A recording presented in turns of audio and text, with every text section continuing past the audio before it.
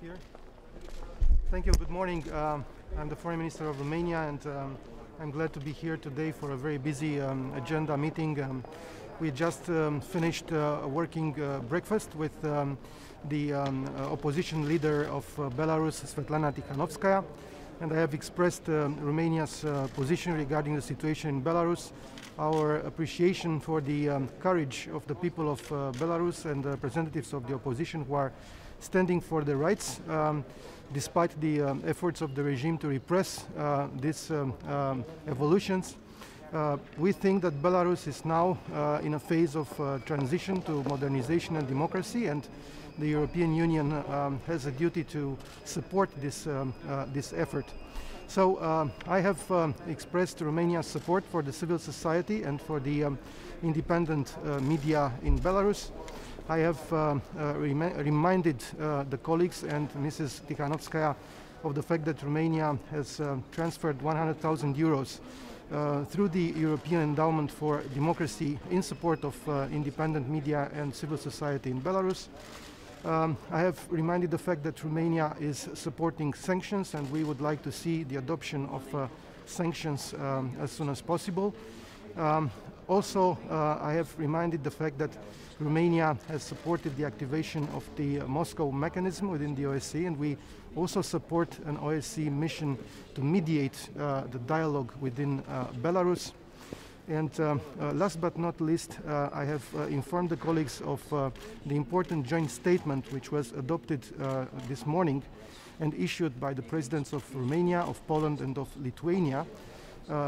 This joint statement is making a proposal for the international community and the European Union to prepare a package of economic assistance for the democratic Belarus. Inter alia, this package would comprise support for accession negotiations to WTO, the support for development of a liberal economy in Belarus, visa-free regime when the conditions will be met for that, and also other types of financial support from the international financial organizations. We also have on our agenda in the current affairs point the situation in Russia in connection with the poisoning of Mr. Navalny, and Romania's position is that the EU should take a more active stance on this issue, and we have joined our colleagues from Lithuania, Latvia, Estonia, Denmark and Poland in addressing a letter to the High Representative Borrell asking for such an active stance of the EU on this matter, because we think that Russia should fulfill its responsibilities, start and conduct an impartial and transparent investigation and cooperate fully with the Organization for the Prohibition of Chemical Weapons, OPCW, from The Hague. And I think we should also consider sanctions if needed in that respect in connection to this file of poisoning of Mr. Navalny.